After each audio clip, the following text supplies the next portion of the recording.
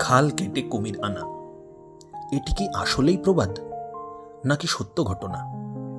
জানেন কি, এর পেছনে লুকিয়ে আছে বেশ অবাক করার মতো তথ্য, যাতে সরাসরি রয়েছে ব্রিটিশ শাসকদের হাত। এবং এই সত্য ঘটনাই আজ প্রবাদে পরিণত হয়েছে। আসুন কিভাবে তা একবার জেনে নিই। সময়টা 18 শতক।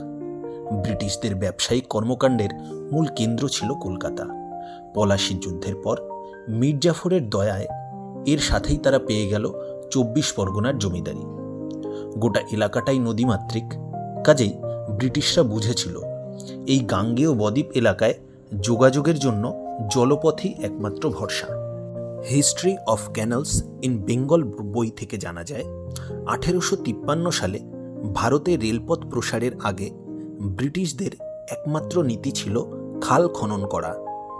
কলকাতা থেকে একেবারে সুদূর বঙ্গোপসাগর পর্যন্ত বিস্তীর্ণ এলাকায় দুটি বড় নদীর মধ্যে সংযোগ স্থাপনের জন্য তারা খাল কেটে দিত, যাতে অন্তত দুটি বড় মাপের মালবাহী নৌকা একই সাথে স্বচ্ছন্দে যাতায়াত করতে পারে। আর এই সব খালের পরিচর্যার বিবরণ প্রকাশিত হতো ব্রিটিশদের গেজেটে। আর এসবের সূত্র ধরেই সুন্দরবনের কুমির, বিজ্ঞানের পরিভাষায় যা স্যালাইন ওয়াটার ক্রোকোডাইল নামে পরিচিত, বিজ্ঞানসম্মত নাম ক্রোকোডিলাস পেরোসাস, তাদের বাস ছিল সুন্দরবনের সুদূর দক্ষিণে নোনা জলের মধ্যে। তারাই খাল বেয়ে পৌঁছে গেল 24 পরগনার গোসাবা সন্দেশখালীর গ্রামে গঞ্জে। কুমিরের আতঙ্কে জেলেদের জীবিকা তো তখন নষ্ট হওয়ার মুখে।